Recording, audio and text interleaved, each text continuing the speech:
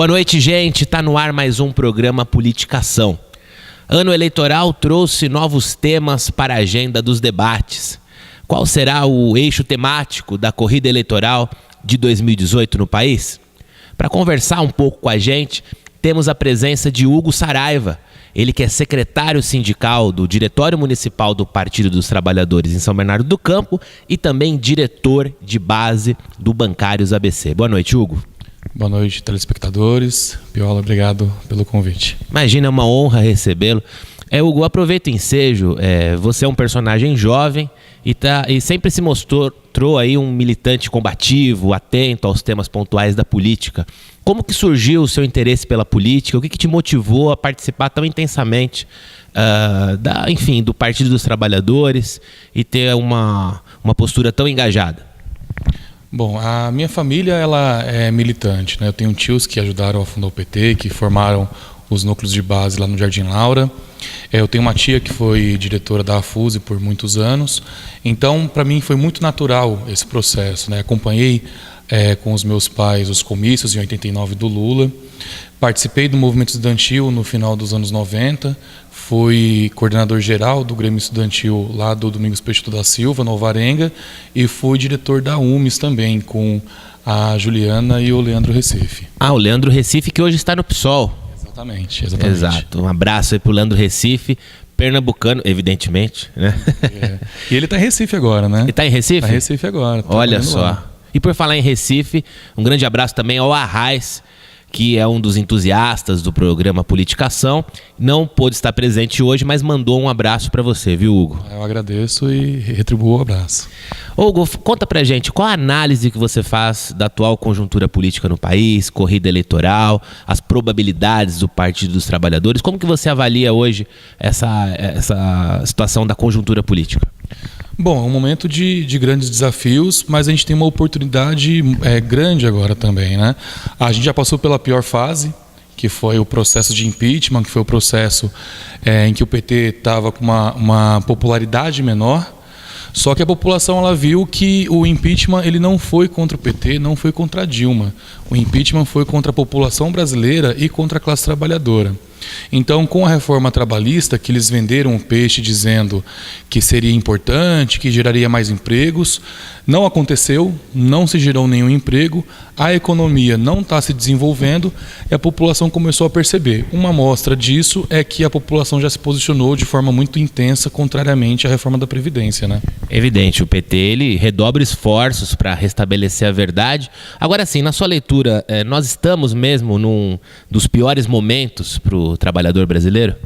Com certeza absoluta. A reforma trabalhista ela traz muitos retrocessos, não só com relação aos direitos em si, né? Está prejudicando a questão do parcelamento de férias, está prejudicando as relações do contrato de trabalho, com trabalho intermitente, com trabalho temporário, né, o que vai precarizar as relações de trabalho, e também está prejudicando as relações a longo prazo, porque a representação sindical ela está sendo diminuído o papel. Os representantes sindicais no local de trabalho, por exemplo, não têm mais nenhum vínculo com o sindicato, o que pode permitir que a empresa manobre e coloque representantes que vão estar ligados ao patrão. Quer dizer, é uma iniciativa do governo de sair da crise retirando direitos. Em linhas gerais seria isso. Exatamente. E, na verdade, é uma forma do governo atender ao mercado. Né? O mercado, não só o mercado financeiro, mas a grande indústria, ela tem um interesse direto em aumentar o lucro dela e a forma mais fácil, pelo menos na visão deles, é atacar os direitos da classe trabalhadora. Por falar também nessa situação econômica, uma das agendas prioritárias do Programa Democrático Popular, que foi criado nos anos 80, foi a marca do PT, um dos itens principais era a situação de uma maior disciplina monetária e financeira dos bancos, né? Depois o PT esteve 13 anos no comando da nação, né, com o Lula e depois, posteriormente com Dilma Rousseff, mas não deixou de dar autonomia para os sindicatos, para os movimentos sociais. Na sua leitura, esse ataque brutal ao movimento sindical é por razões políticas, para enfraquecer, porque a gente sabe que a CUT é um satélite importantíssimo do PT, porque ele reúne uma base social importante, Na sua leitura, a iniciativa, essa ofensiva é para desgastar o PT eleitoralmente ou é simplesmente para retirar direitos da classe trabalhadora?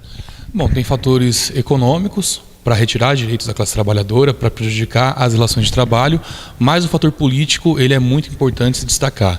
E aí não é só o PT que está sendo atacado, é todo o movimento sindical.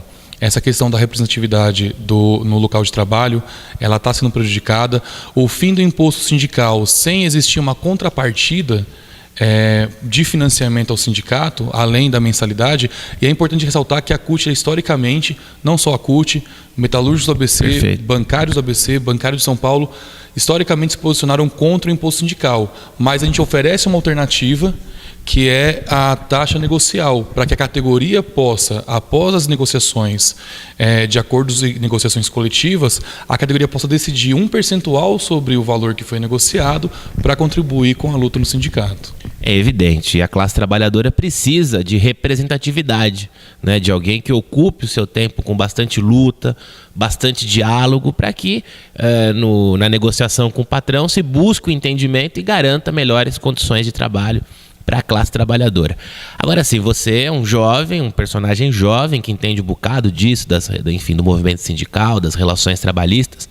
Para o povo de casa saber, em linhas gerais, fazendo um recorte, só para limpar o terreno da discussão, a reforma trabalhista, ela é ruim por quê? A reforma trabalhista ela é ruim porque ela não estimula a geração de empregos, diferente do que foi vendido peixe, e ela precariza a relação de trabalho. A economia ela cresce com aumento na demanda, principalmente numa economia como a brasileira. E para aumentar a demanda, as pessoas têm que ter renda para consumir. Então, num primeiro momento, as pessoas não vão ter essa renda, porque a reforma não gerou os empregos para que as pessoas possam gastar mais, e as relações de trabalho estão precarizadas. Então a pessoa ganha menos e tem menos direito. Tem menos dinheiro, evidentemente. Exatamente. Agora eu vou dizer uma coisa, Hugo. Se o trabalhador não tem dinheiro, ele não vai consumir, a indústria não vai produzir, o emprego não vai girar e é evidente que a economia vai arrefecer. Né? É uma conta simples. Exatamente. Né? É um ciclo vicioso. As pessoas não têm dinheiro para gastar, as empresas não faturam, não faturando não contratam e sem contratação tem menos renda no mercado para se gastar mais. Exato. Agora, assim, hoje a CUT, ela mostra uma maturidade de se instrumentalizar para a unificação, estabelecer uma unidade e diálogo com outras centrais. Recentemente nós vimos uma reunião de lideranças da CUT, da Força Sindical, a própria UGT. Você acha que hoje as centrais elas estão deixando antigas divergências de lado para lutar por um bem comum? Bom, na verdade elas sempre buscaram lutar por esse bem comum. É que num momento de calmaria as divergências acentuam, né? E no momento de dificuldade essas divergências diminuem para você focar no objetivo principal, né? E é um sinal muito bom que a esquerda, não só as centrais sindicais estão dando, mas os partidos de esquerda também estão dando em se unir. E se unir não é você esquecer o que você diverge. Isso é importante ressaltar. Essa união é em torno de tudo aquilo que efetivamente nos une, que é a busca de uma sociedade mais justa e a busca da gente barrar esse golpe que foi instalado. Por falar em golpe, também o PT ele sempre defendeu o Estado máximo, né? E denuncia de forma recorrente o desmonte de empresas públicas, o entreguismo, a iniciativa desse governo, Temer, de privatizar as nossas empresas. Na sua leitura, o Estado tem que ser forte na economia, não pode ter uma política entreguista. Qual que é a sua avaliação sobre isso? O Estado tem que ser extremamente forte, até porque a gente vive num país de desigualdade latente. E quem vai fazer com que as pessoas tenham oportunidade não vai ser o mercado financeiro, vai ser o Estado. E o Estado ele faz isso, por exemplo, para citar o exemplo da empresa que eu trabalho, que é a Caixa Econômica Federal, financiando a habitação popular. E a Caixa é responsável por aproximadamente 3/4 do financiamento habitacional no país.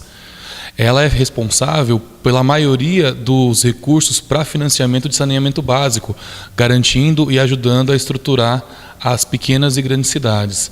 Então isso tudo contribui para que a gente busque um Estado mais justo, uma sociedade mais justa. E quem vai fazer isso não é o mercado. A gente vê aí o que a Sabesp está fazendo no estado de São Paulo. Se a gente não tiver um Estado forte para buscar e proporcionar a igualdade entre as pessoas, a gente não vai ter uma sociedade mais igualitária. E por falar em Caixa Econômica Federal, hoje fazem 6 anos que eu comemorei muito um título de um clube que estampava naquele manto sagrado o patrocínio da Caixa, né? Hoje faz 6 anos do emblemático título da Libertadores. Qual que é seu time? Eu sou corintiano, maloqueiro e sofredor. Muito bem, muito bem. Agora, trazendo um pouco o debate para o ABC, o Luiz Marinho ficou à frente da Prefeitura de São Bernardo do Campo entre 2009 até 2016. Nesse intervalo, o PT conquistou outras prefeituras, né? No caso de Santo André, em 2012, em Mauá também. E hoje não governa nenhuma cidade no ABC. A que você atribui essa mudança de conjuntura tão brutal na região? Bom, isso foi consequência do golpe que foi instalado e a gente sofreu muito naquela época, né? A popularidade do PT estava muito baixa, a gente tinha muita dificuldade de diálogo com a sociedade, a gente procurava conversar com as pessoas, explicar algumas coisas a respeito do processo do golpe contra a Dilma, e as pessoas elas tinham menos propensão a nos ouvir. Agora está um pouco diferente, agora a gente conversa com as pessoas, elas estão mais receptivas, mesmo que elas discordem com algumas coisas, mas pelo menos a gente tem oportunidade de conversar, oportunidade de dialogar. A perda das prefeituras, principalmente no ABC, que foi bastante emblemático, a gente conhece a formação da sociedade no ABC, a gente sabe que ela tem um viés um pouco mais conservador, mas por outro lado também a gente nunca teve na história da nossa região, desde que o PT foi fundado, um período que não teve nenhuma prefeitura sob a gestão do PT, e eu atribuo realmente a esse processo do golpe. Foi um ataque brutal contra o Partido dos Trabalhadores e, em consequência, contra toda a esquerda também. Muito bem. E, assim, uma situação que houve foi o recrudescimento do conservadorismo, né?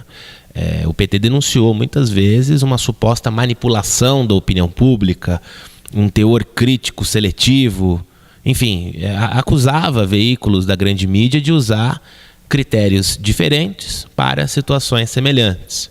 Uma das lideranças do PT chegou a dizer que quando se tratava de políticos do PSDB, havia uma timidez, né, para tratar de eventuais prevaricações. E quando se tratava de personagens do PT, segundo ele, se elevava à potência máxima, né, para disseminar pela sociedade toda essa situação. Prisão do ex-presidente Lula, na sua avaliação, é justa? Foi injusta? O que o Hugo Saraiva pensa a respeito disso? Bom, todo o processo ele é injusto e eu acredito que a melhor forma da gente saber da injustiça desse processo é um dos grandes baluartes da direita, que é o Reinaldo Azevedo, ele atacar o processo criminal do Lula. Sabe que o Reinaldo Azevedo era daqui de Santo André, né? Ele era de Santo André e era de esquerda. E era de esquerda. Da ditadura. E ele é contra a prisão do Lula. E ele é contra a prisão do Lula.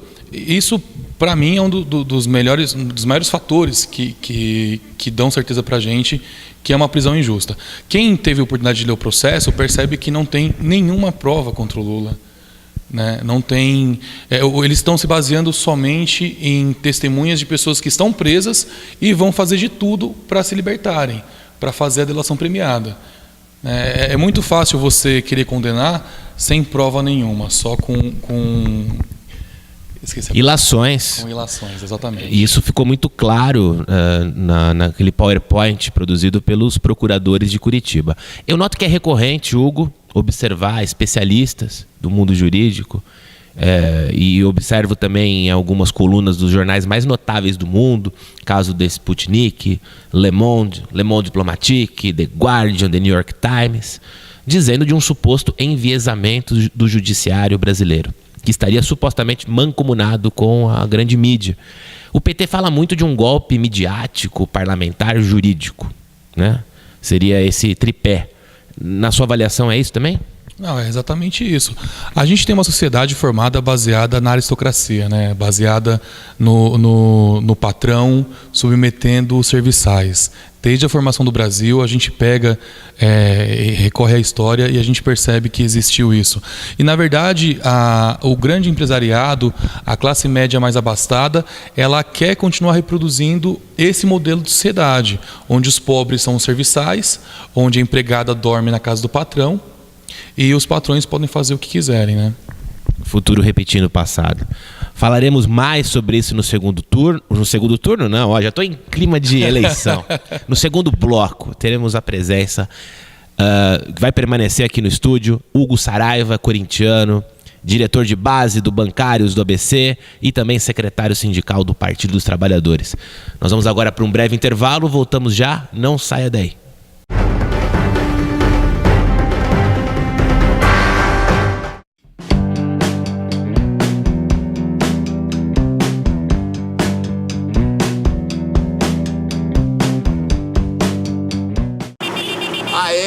Galera, Suave na rave, mano. Aí eu tô aqui pra mandar um papo reto pra quem pilota, Joe. Não é só nós que faz a correria de moto pra trampar que tomba, irmão. Tá ligado que você que usa a moto pra ir e voltar do trampo ou pra fazer rolê no final de semana é os que mais acidentam, tá ligado? Quase metade dos acidentes fatal acontece de final de semana, Joe. Na maioria na madruga, Joe. Vamos de boa, mano. O trânsito é coisa séria. Siga seguro. Chegar bem é chegar com vida. Detran e Governo do Estado de São Paulo.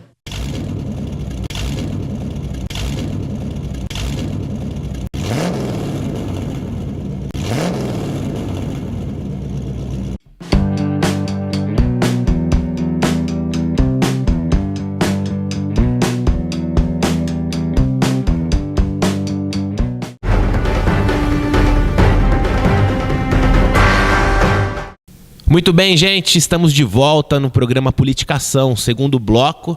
Recebo hoje Hugo Saraiva, um jovem personagem, liderança do Partido dos Trabalhadores em São Bernardo do Campo e também diretor de base do Bancários ABC. Hugo, falávamos no primeiro bloco sobre a prisão do Lula.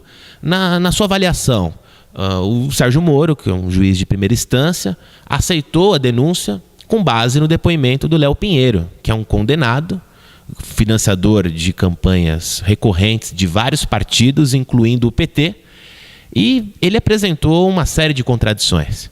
E, curiosamente, no terceiro ou quarto depoimento dele, quando ele envolve o presidente Lula, o Sérgio Moro aceita a denúncia.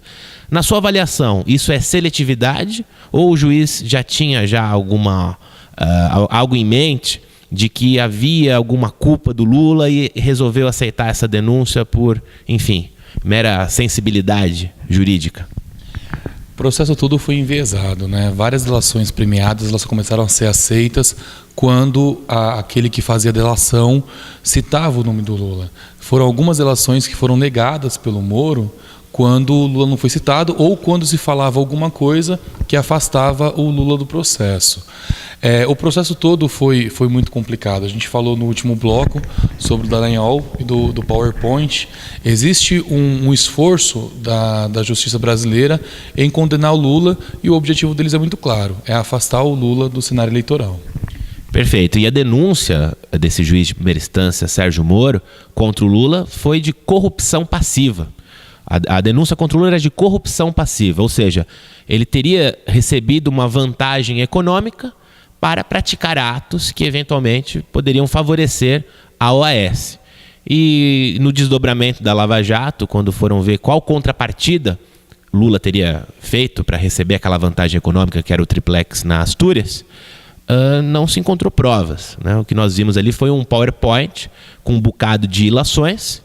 E a Corte Internacional de Justiça achou uma denúncia muito frágil aquilo.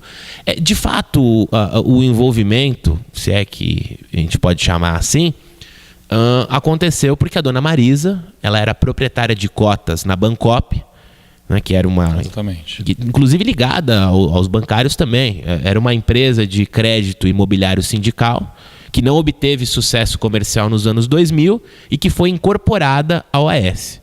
E quando foi incorporada à OAS, essa incorporadora disse para os associados: ou vocês têm duas opções, ou vocês recebem o dinheiro de volta, ou usam esse crédito no abatimento de uma eventual unidade.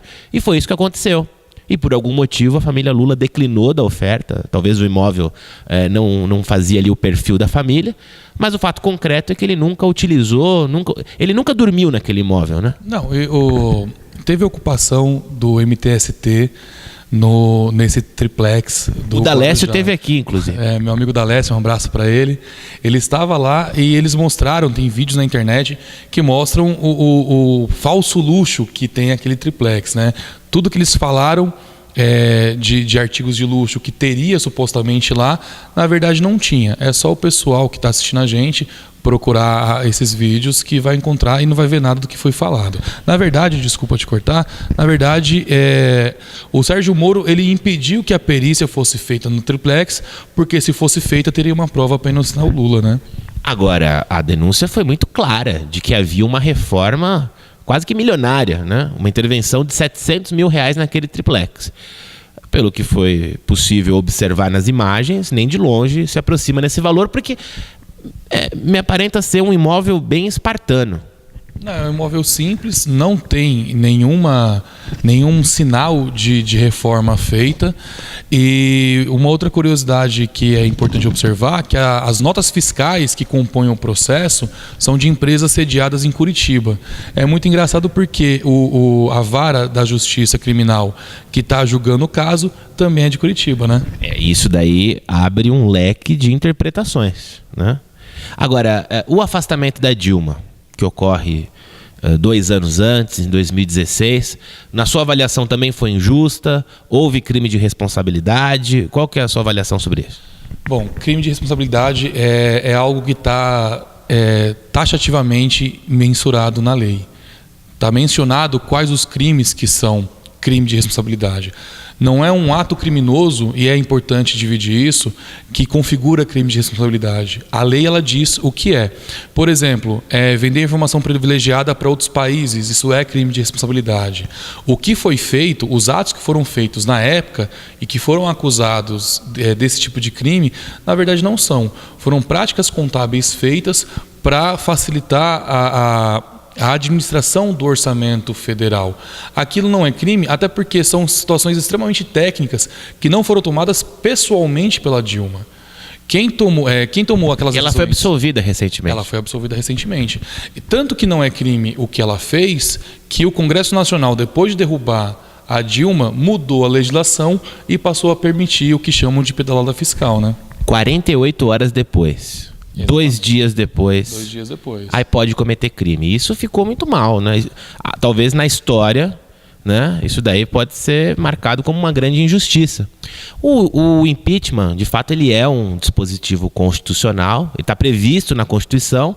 Porém, ele só deve ser utilizado em casos raríssimos, onde o próprio presidente da República comete ele mesmo o crime de responsabilidade.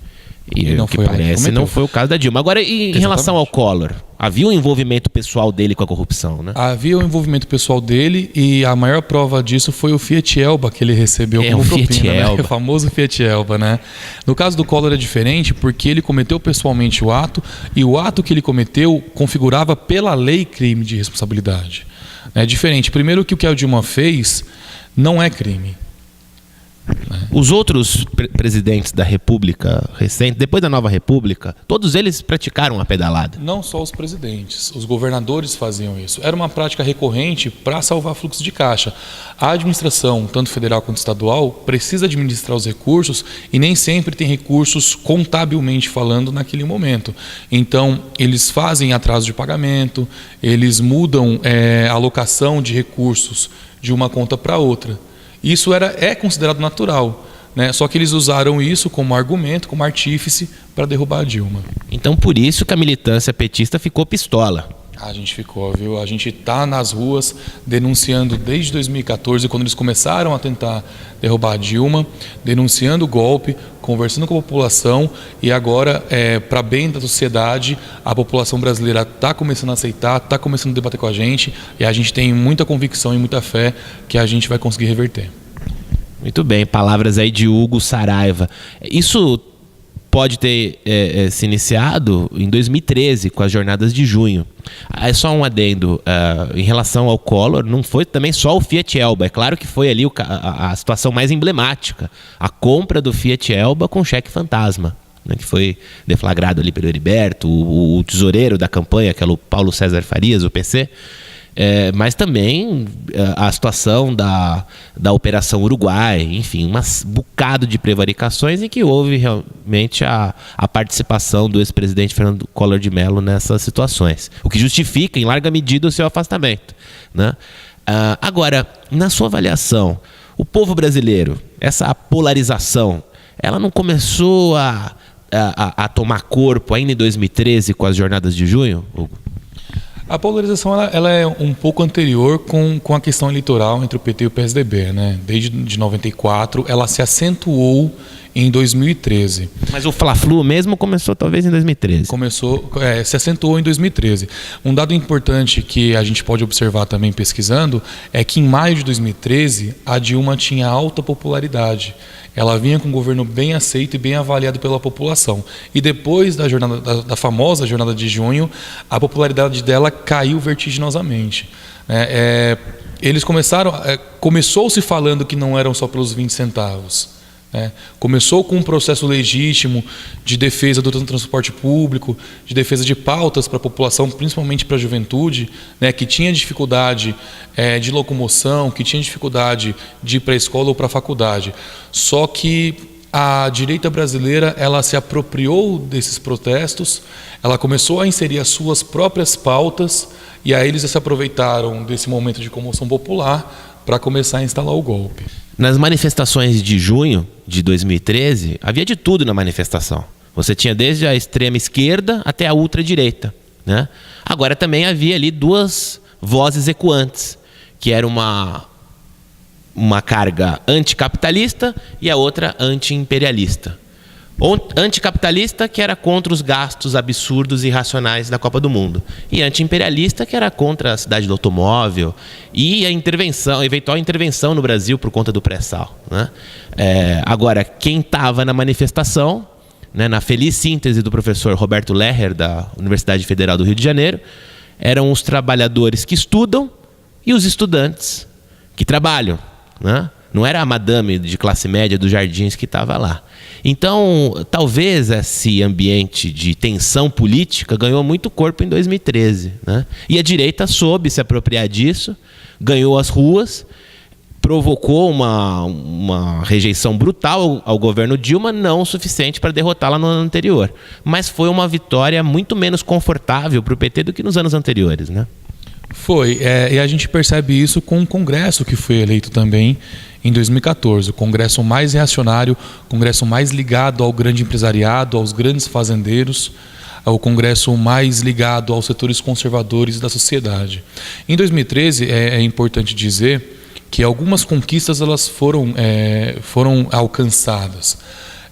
A paralisação da cobrança do aumento é importante.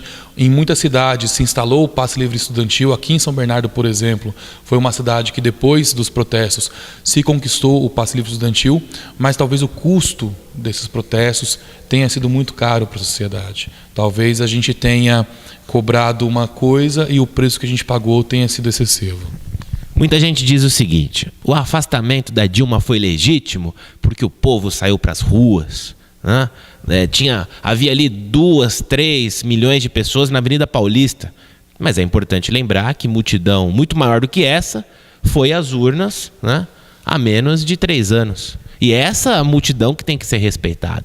Exatamente. O Brasil ele elege através do voto, não é através de protesto na Avenida Paulista, né? E, na verdade, a grande manifestação que a população deu foi na urna, foi através do voto, né? E foram 54 milhões de votos, foram 52% do eleitorado votando na Dilma, que mostrou também, por outro lado, que o país tinha uma divisão clara, não só pelo resultado eleitoral da Dilma com Aécio, mas também pelo índice de abstenção de brancos e nulos, que foi recorde. Por falar em índice de abstenção de brancos e nulos, há uma crise de representatividade brutal no país. Esse índice vem aumentando bastante em cada situação majoritária que ocorre a cada 2 anos, tanto para prefeito quanto para governador, presidente e senador, né? A cada 2 anos a gente aumenta a gente vê que esse índice aumenta.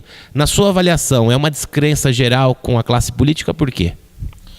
Bom, a descrença ela se dá basicamente pelo Congresso Nacional. O que eu costumo dizer é que nos últimos anos a gente aprendeu a votar muito bem no Poder Executivo. A gente pode pegar como exemplo a eleição e a reeleição do Lula, a eleição e a reeleição da Dilma. Só que o brasileiro não se aculturou a votar em bons parlamentares, A eleição do Tiririca, com todo o respeito que eu tenho pelo artista, pelo nordestino que ele é, mas ele, enquanto parlamentar, ele não representa uma classe politizada. Ele não representa um projeto de país. Ele tem a pauta dele, ele faz a luta pela cultura, mas o discurso eleitoral que ele fez foi de negar a política. Né? O pior que está não fica. E negando a política, as pessoas elas perdem o interesse. Né? Existe o fator da descrença e a pessoa que pode votar, ela não vota. Existe a questão da conveniência, porque às vezes a pessoa ela se muda de cidade, muda de estado e ela não sente vontade de transferir o título eleitoral dela, e isso acaba gerando esse resultado, né? O índice de abstenção eleitoral é cada vez maior. Cada vez maior, infelizmente, porque é uma pena que a sociedade não se interessa, porque a política ela é importante. Né?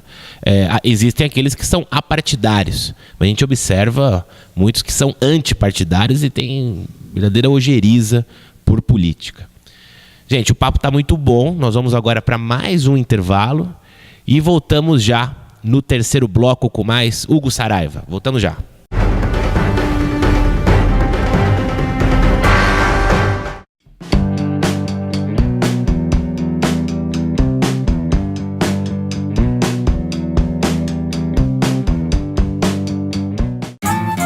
O governo do estado de São Paulo trabalha sério, aqui na região de Araraquara e São Carlos. As obras de duplicação de 17 quilômetros na Brigadeiro Faria Lima, entre Dobrado e Guariba, já foram concluídas. Para quem viaja pela Constante Beruque, uma boa notícia. 20 quilômetros serão recuperados de Cordeirópolis a Rio Claro. E a rodovia Engenheiro Tales de Lorena Peixoto Júnior está sendo modernizada. O investimento na saúde também não pode parar. O programa SOS Santa Casa beneficia 6 hospitais. O AME de São João da Boa Vista passou a fazer pequenas e médias cirurgias e o de São Carlos está com as obras avançadas. O governo do estado também investe no desenvolvimento tecnológico, na FATEC de Araraquara, que já está pronta, e no campus da Unesp. Eu me sinto muito honrada em participar desse avanço tecnológico que vai revolucionar o mundo. A educação começa desde o berço. Por isso, 22 novas creches foram entregues, outras 13 estão em construção. É com trabalho que a gente chega lá. Governo do Estado de São Paulo.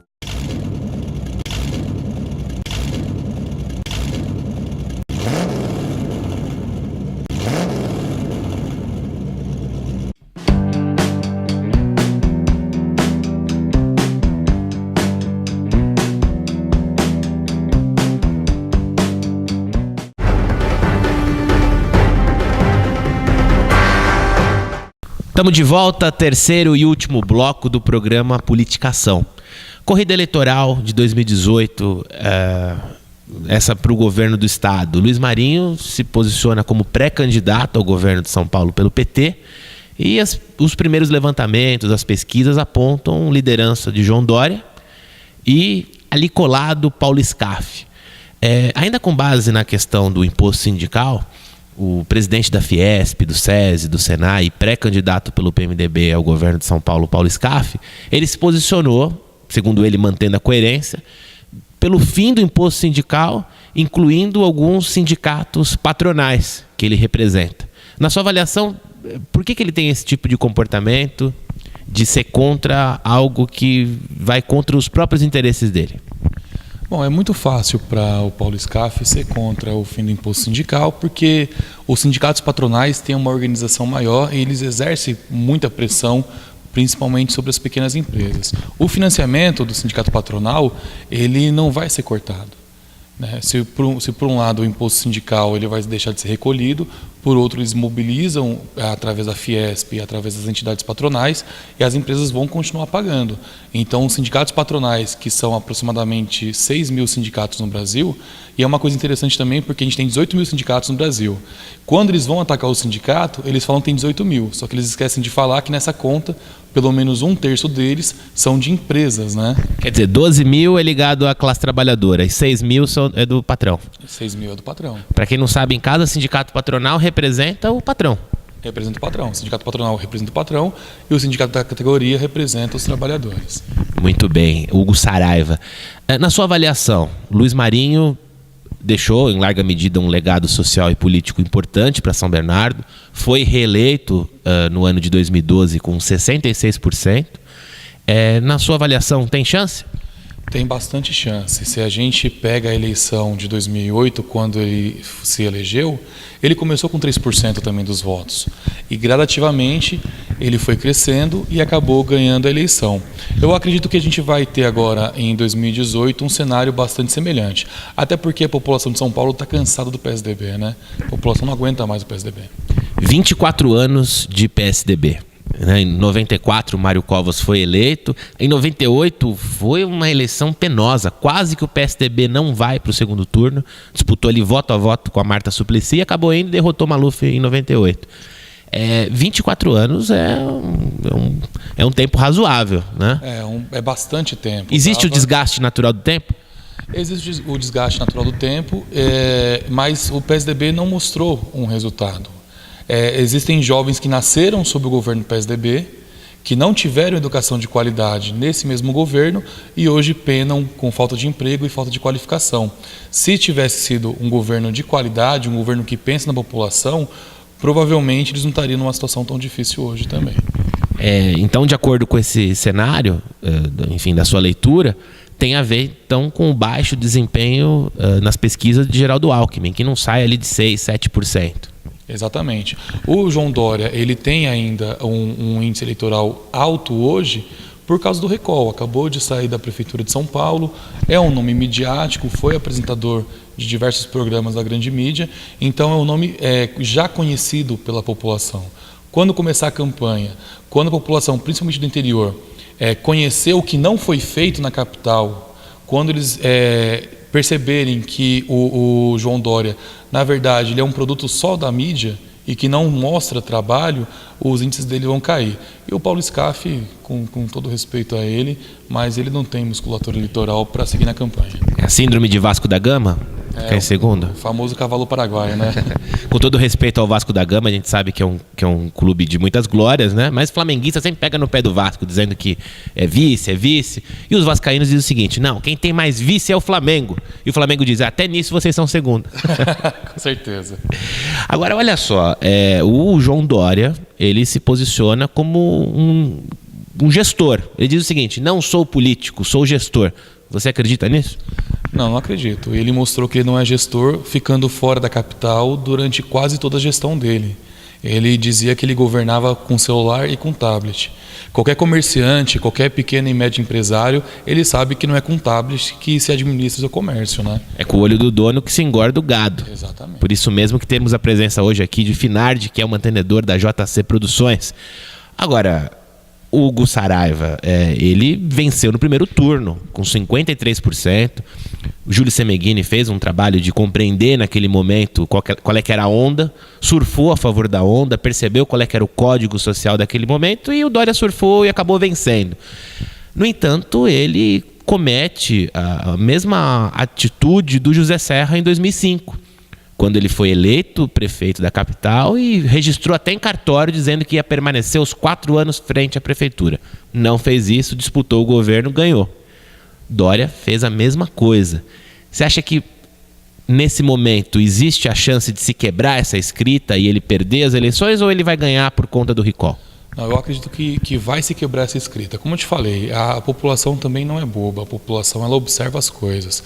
E quando começar a campanha e as pessoas perceberem que, na verdade, ele foi eleito exatamente com essa questão da onda anti-PT, do discurso do ódio, do discurso da não política, né, do discurso de contra os partidos, na verdade, ele é no pior aspecto da palavra, ele é um grande político, né? Ele sabe muito bem manipular a Câmara dos Vereadores, ou soube a favor dos projetos dele, e projetos a favor dele e não da população de São Paulo. A população no estado, ela vai conhecer isso na campanha. Quer dizer, então o projeto pessoal sobrepôs o interesse da sociedade, né? Ele alega o seguinte, que a insatisfação do povo de São Paulo não é porque ele saiu, é porque ele é tão bom que as pessoas queriam que ele permanecesse, por isso que elas ficaram bravas. O pessoal do PSDB que participou das prévias da eleição municipal podem responder melhor que eu isso, viu? Foi ali tenso, saiu até agressão ali, né? Nas prévias. Muita gente saiu do partido naquela época, né? Inclusive bons quadros, né? Saiu bons quadros do PSDB, Goldman, o Alberto Goldman foi radicalmente contra a candidatura dele à capital, né? E eles têm uma rixa muito grande até hoje, né? Trocando vídeos na internet, um xingando o outro. É uma situação muito complicada mesmo. Exato. É um péssimo nome que o PSDB escolheu, mas, por outro lado, para a gente da esquerda, para a gente que confia no Estado de São Paulo melhor, para a gente é uma oportunidade da gente finalmente tirar o PSDB do poder. Exato, ele, enfim, naquele momento ali ele conseguiu lograr êxito, né, com base nessa situação de ser um gestor e não um político. Agora, você é um jovem personagem, uma liderança aglutinadora, diretor do Bancários ABC, que é o segundo maior sindicato da região, São Bernardo, Santo André, o ABC é vanguarda no movimento sindical, né? E também é secretário sindical do Partido dos Trabalhadores. Hugo Saraiva na política, já cogitou essa possibilidade de talvez uma situação para voos maiores, proporcional ou majoritária? Bom, na política eleitoral eu não tenho intenção nenhuma de sair candidato. Porém, nunca diga nunca. Bom, se algum dia você me vir como candidato, você pode ter certeza que foi o meu grupo que me colocou nessa situação. Eu gosto muito da luta sindical, gosto muito do trabalho que exerço no sindicato, gosto muito do trabalho que exerço como secretário da Secretaria Sindical do PT, e eu acredito que é esse o caminho que eu devo seguir. Muito bem. Vocês fazem ministram cursos de formação política para a garotada? No sindicato a gente tem nosso centro de formação, né, que ministra diversos cursos para a categoria bancária. A gente tem alguns convênios também com entidades, então existe uma parceria muito grande do sindicato e a sociedade civil. E a gente está fazendo rodas de conversa agora em diversos bairros aqui do ABC. A gente fez um agora no Jardim Represa recentemente para falar sobre juventude. A gente fez em Santo André para falar sobre renda básica de cidadania. E no setorial sindical do PT, a gente também fez algumas atividades formativas. A gente trouxe a Juvândia Moreira e o Aroaldo dos sindicatos metalúrgicos para falar mais especificamente para os companheiros sindicalistas sobre financiamento público de campanha, e a gente fez um debate muito rico esse ano com o pessoal da TVT e da Rádio Brasil Atual e da Rede Brasil Atual de mídia, falando sobre comunicação. Foi um debate muito rico. Muito bem. E tem a questão também do empoderamento, né? Eu noto um empenho da participação, da inclusão de mulheres, né? Ter essa paridade de gênero, né? Luiz Marinho é um personagem, é evidente que você é entusiasta disso, até porque você é um soldado do Partido dos Trabalhadores. Exatamente. Né? Porém, há não muito tempo atrás, Luiz Marinho se posicionou radicalmente contra o que ele classificou como ideologia de gênero, enquanto o PT fala de identidade de gênero. Na sua avaliação, foi um discurso infeliz, fora de hora, fez um mau recorte, ou de fato isso representa a ideia do partido? Não representa a ideia do partido, apesar que o PT é um partido muito democrático e ele é aberto a diversas opiniões, e internamente a gente debate muito isso. Eu acredito que o que o Marinho falou foi tentando justificar até para uma bancada de vereadores que era muito complicada e estava aplicando um discurso de ódio muito grande. Ele tentou dialogar com a população de São Bernardo, que estava desinformada naquele momento, que não compreendeu direito o que o projeto estava se colocando. Na verdade, quando se fala em identidade de gênero, pedindo licença para falar um pouco sobre o tema, não está se falando sobre meninos e meninas na escola usarem o mesmo banheiro, mas o menino, ele saber que ele tem que respeitar a coleguinha de escola, ele tem que saber que quando ele crescer e se tornar um homem, o papel dele não é ajudar na família, o papel dele é ele dividir as tarefas, é ele respeitar a mulher, é respeitar a família dele. E esse discurso de ódio que foi instalado já há muito tempo, ele acaba desinformando a população. Então foi um momento ali de restabelecer a verdade e enfim, à luz desse debate rico, né? Levar para o esgotamento um tema tão sensível e importante. Na semana, inclusive, que se discutiu sobre o combate à intolerância religiosa, né? Ou seja, que não é para discutir religião, e justamente para discutir e falar da importância de não se ter intolerância a qualquer tipo de religião, porque isso é inaceitável, né? Qualquer discurso de ódio, na verdade, ele tem que ser inaceitável. A gente tem que se revoltar contra qualquer tipo de discurso de ódio. Seja ele ódio religioso, não só as religiões cristãs, como muita gente se posiciona, mas as religiões de matriz africana sofrem muito preconceito no Brasil hoje, né? O preconceito de gênero, né, com as companheiras trans e os companheiros trans que sofrem violência todos os dias, contra a LGBTfobia e qualquer outro tipo de discurso de ódio. Perfeito. Bom, falávamos sobre a situação da identidade de gênero, do qual você e o PT ele é entusiasta. Falamos também sobre essa questão do combate à intolerância religiosa, que é um tema sensível. Enfim, são pautas que não são pontuais, né? Elas são atemporais e devem ser discutidas a todo momento, né? Vamos torcer para que se chegue o dia em que exista maturidade o suficiente para deixar essa questão de lado, porque numa sociedade progressista e com consciência política não vai ser necessário, né, ficar a todo momento se atentando nesses temas, né? Na verdade são coisas que caminham juntas, né? A luta pela igualdade de classe e a luta dos movimentos identitários, elas caminham lado a lado. E você não pode ter igualdade de classe sem ter igualdade entre as individualidades de cada pessoa. Então a luta caminha junta. Muito bem. O grande Hugo Saraiva, tínhamos muito mais coisas para falar. Citou agora há pouco Renda Básica de Cidadania, que é a grande obra, né, do Eduardo Matarazzo Suplicy. A todo momento ele fala sobre Renda Básica de Cidadania, eu sei que ele é seu amigo. Já esteve também no nosso programa. Que ótimo. Bom, saber aí as considerações finais. Bom, agradecer o teu convite mais uma vez. Antes de encerrar, eu quero prestar uma homenagem ao grande companheiro Wagner Lino, que faleceu recentemente. Wagner Lino era uma pessoa que era uma grande liderança no PT, é uma pessoa de formulação política invejável e um grande companheiro. Quem não conhecia direito o Wagner, talvez tivesse uma impressão de ser um homem mais fechado, mais sisudo, mas quando você conversava, quando você tinha um momento de contato maior com ele, você percebia o grande companheiro, o grande amigo que ele era. A gente espera que a família se conforte e que Deus o tenha. Muito bem. Infelizmente recebi essa triste notícia por você do falecimento do Wagner Lino e era de fato um grande personagem da região, né? Tive a honra de conviver um pouco por meio do Lidney Soares Agostinho, que era muito próximo do Wagner Lino, que em 96 disputou a prefeitura de São Bernardo do Campo, chegando ali em 3º lugar, e lamento muito essa situação e prestar aí nossas condolências à Creuza, né, que era sua esposa, e também ao Thiago Lino, né? Bom, agradeço novamente ao Hugo Saraiva. O Politicação fica por aqui. Um grande abraço e até semana que vem.